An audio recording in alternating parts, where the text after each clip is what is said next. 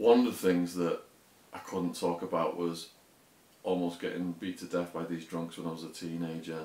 Got me on the floor, you know, hit me in the face with an iron bar, knocking bits of my teeth out, left me for dead. And I couldn't put that in my talks, and I couldn't even write about it. Yeah. It took, I feel like it's only about 3 years ago when I did a TED talk that I was able to talk about it. Yeah.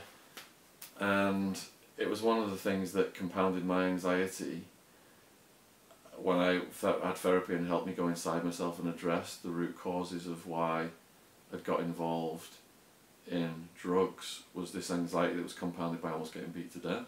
Yeah. And one of the things that made it come to the surface all of a sudden was, after decades of it happening, was I did a karate lineup where I had to fight like 10 guys in a row non-stop. Right.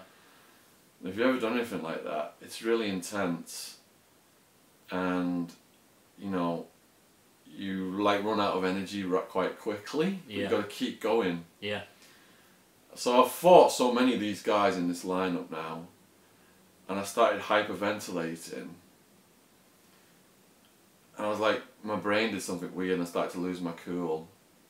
And in the end I just laid down on the floor in the dojo and closed my eyes. You know, I'm all sore and I've all been beat up and everything. And I realised, like, I kind of panicked during this fighting stuff, hyperventilating. And I went right back to getting left for dead by those drunks. Right, right. And I had to reflect on that then for weeks. I was reflecting on it for weeks. Yeah, yeah. And I spoke to my meditation teacher, and he helped me go inside myself and try and understand as well. And that led to me. I think when you've gone through something traumatic and it's raw, it's probably best not to speak about it because it reinforces it. But you reach a turning point whereby, when you can speak to someone, it is therapeutic. Yeah. And it helps that person, if it's a professional person, they can help you work through it. Yeah. And give you tools to not be affected by it anymore, or to minimise it. Yeah. And that's what happened with my meditation teacher. Yeah. And then I was able to talk about it in my talks and write about it in my book Life Lessons. And then when I made the new editions of Party Time, I put it in that one as well. And now I talk about it when I was talking about it last night in Bristol when I did my talk, and I was at a women's prison 2 days ago and I talked about it there as well. Yeah. It's really interesting. These little things from the past can really affect your entire life. Yeah, when without you even realising a at young the time. person especially, yeah. Yeah, having to regress back to that. I've definitely found when I left the army, I didn't talk about the military at all. Yeah. Even to the point where if something come on the TV, I would turn the TV over, no matter what it was. Yeah. And I ended up getting into a film school, and on the first few days, every class we went to, like, right, just go around and introduce yourself. Yeah. And I'd be like, my name's Wayne, I was in the army, and instantly people were really interested because it was you know, different from everybody else. Yeah. And literally people were asking me, but my hands would start shaking. Yeah. And people wouldn't see I was doing that because I'd like latch onto my Right. thing, but I'd just make it really obvious that I don't want to talk about this. That's, But it's so weird, like my body's response to it. yeah, It's it like, does. yeah, You've it's horrible. stored it mentally, but Yeah. physically as well, the muscle memory or whatever, Yeah, the injury, the trauma. Because when I was speaking about that fight in the prison, and the prisoners called me out on it, I started shaking and getting all that as well. Yeah. I didn't want to go there again. Yeah. I didn't want to go back to that incident. I wasn't ready. Yeah, but it was interesting because if I talked to people I was in the army with, completely fine.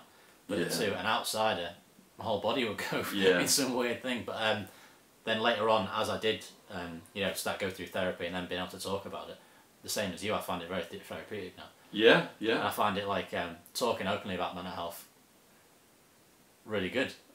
Yeah. Is it like demystifies it or something? And once you realise that it's just like post-traumatic stress disorder, for example, is your body's natural reaction to a traumatic event. Yeah. It's not a disorder, it's completely natural. Exactly, yeah. And yeah. it's just your body's way of working it out. And once you realise that a lot of mental health issues are just your body's natural way of trying to work through something stressful. Yes. And it's not, you're not crazy, it's just that's what's going on. You know? I agree with that 100%. And when you put it out there like that, you help other people. Definitely. Yeah. And you feel that back from some people that you're helping them, and it reinforces your own healing. Yeah, and I think that's probably why you see a lot of people that have gone through some stuff quite often go out in public speak about it. Yeah. Because it is like therapeutic, and is one of the things that made me click as to why I was struggling after the military was hearing a talk from this veteran.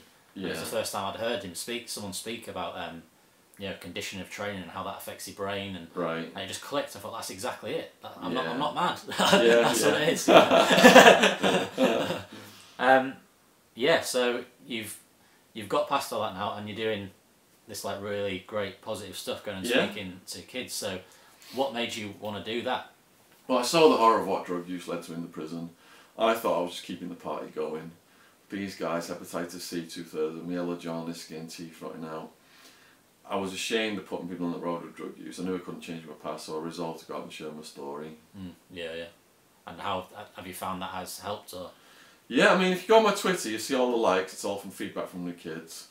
One kid, she was so inspired she went on to do a criminology degree. Her parents invited me to the graduation. I had a meal with her parents. They're thinking about going out to Arizona to visit my friend T-Bone in prison now. Really? Wow. So you never know the effects you're having on people when you do a talk. For sure, yeah. It's like this one little thing, this one small action, the same as when you got beat up, that led to all of that stuff. Yeah, it is amazing, so what have you learned? If you had to look back at your whole life experience, which seems like a big thing to do for you, but what lessons have you learned that you would give to someone? Wow, I have literally written a whole book on this called Life Lessons. Yeah. But my main thing was to understand that I've got this addictive adrenaline junkie personality, and the therapist taught me there's nothing wrong with channeling that energy into positive addictions. I always channel it into negative addictions. So if you're an adrenaline junkie, do some karate, do some public speaking, do some body combat. These things you're going to come out on a natural high, and a SWAT team's not going to smash your door down. And so what's coming up for you in the future? Well, I've got so many books about to come out because I've written them all, but they're just not published. I've got a 1,000-page book coming out about Pablo Escobar. I've got all this stuff translated from the Spanish-speaking world that's never been written before in the Western-speaking world. The first one is, I hopefully will be published by Christmas. It's Pablo Escobar's story #1, The Rise. Part 2 is going to be The War. Right. I've also got a book called We Are Being Lied To coming out about the war on drugs, which is going to really expose everything about the war on drugs, what it was, a shakedown on the taxpayers it is. And I'm possibly going to write a book called The War Against Weed. I would like to get T-Bone's story out there.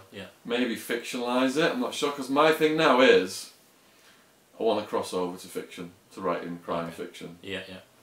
I've said everything I can about the war on drugs and about the prison system in these books, or the books that I've already published. I'd like to try and write crime fiction, because I have a lot of fun with crime fiction. I'm sure. Just making stories up. But my attic, people say, how can you keep doing all these YouTube videos? Where are you getting all this content from? They've seen nothing yet. My parents' attic is full of stories I wrote. I sat down with prisoners and just wrote their stories. Really? They've never been used in anything. All the prisoners were coming to me telling the stories like, can I write this down? Spend days with them writing down the stories. So I could put a lot of that stuff in fiction books, I think. So the book stuff is really expanding. Doing over 100 talks a year, that's expanding. Doing talks to adults now. Got these Funzing, brilliant company who've been sponsoring my talks in London, Bristol last night, Manchester, Birmingham, Sheffield was amazing. I love speaking in Sheffield, it was one of the best nights I've had. And a lot of the YouTubers want Wildman on doing a talk with Funzing. Wildman's agreed to that. I'm running it by Funzing now. I think if we got it up in October, there's not enough time to sell tickets now, so that doesn't look likely. I'm back up in the Northwest in December, so perhaps we could get something up in December with Wildman on Funzing. I've also moved into podcasting, got my first podcast. This guy was a vet, ended up serving 44 years in California prison for a crime he hadn't committed. So that was my first podcast. Supposed to be filming my second podcast in September. I won't say who it's going to be, but it's a big one. He's popular with the kids. And he's also been on the True Geordie podcast. And I'm just really, like I said early on, that I set a goal in life to make $1 million by 30. But then I put all that stress on me to do all that work. What I found is, I'm a natural entrepreneur, I'm a businessman. Everything's coming in nicely for me now. I'm investing in Canadian cannabis shares. they were doing well, and I just wake up with a smile on my face because there's no dead rats in my food anymore. There's no cockroaches in my bed. I don't say I've got to do all this within this time period anymore. I injured my back. That reminded me about when you get too aggressive with your work, what can happen. I'm more trying to just go with the flow and be happy in life and see what comes. I didn't think I would be doing all this stuff on YouTube. Yeah, yeah. I'm a blogger and a writer. Yeah. My blog came out, I think it was on the first prison blogs. And I've had a YouTube channel for 10 years. Yeah. And hardly anybody went on it. And last year now I'm up to, 80,000 subs over like a 1.5 year period. Yeah. Kick-started by True Geordie, Making a Murderer, Unilad and stuff like that. Yeah. So now I'm putting more effort into trying to produce better quality content for all the YouTubers, because I've gotten massive support on YouTube from all these young people. Mm-hmm. So they're the directions that my life is going in right now. Yeah, that's awesome to hear. You're welcome. Thanks for having me on your podcast as well. Yeah, no worries. Yeah. Yeah. Oh yeah. Where can people find your books? Yeah, all my books are available worldwide on Amazon. They're available as paperbacks. They'll ship anywhere in the world. Kindle ebooks and audiobooks. Nearly all of them available as audiobooks. People saying, why isn't Prison Time an audiobook yet? I will be publishing the second version of Prison Time second edition, through my own publishing company next year, and it will be available as an audiobook then as well. So all my social media is just under my name: Twitter, YouTube, Facebook. I've got 20 different Facebook pages with all my different books and stuff, and T-Bone Appreciation Society on Facebook. Just put Shaun Attwood in any search engine and you can find any of my platforms, and website shaunattwood.com. At my website shaunattwood.com you can actually download Hard Time for free and read it on any device. Okay, cool. Yeah. Right, awesome. Yeah, cheers. Thanks. All right.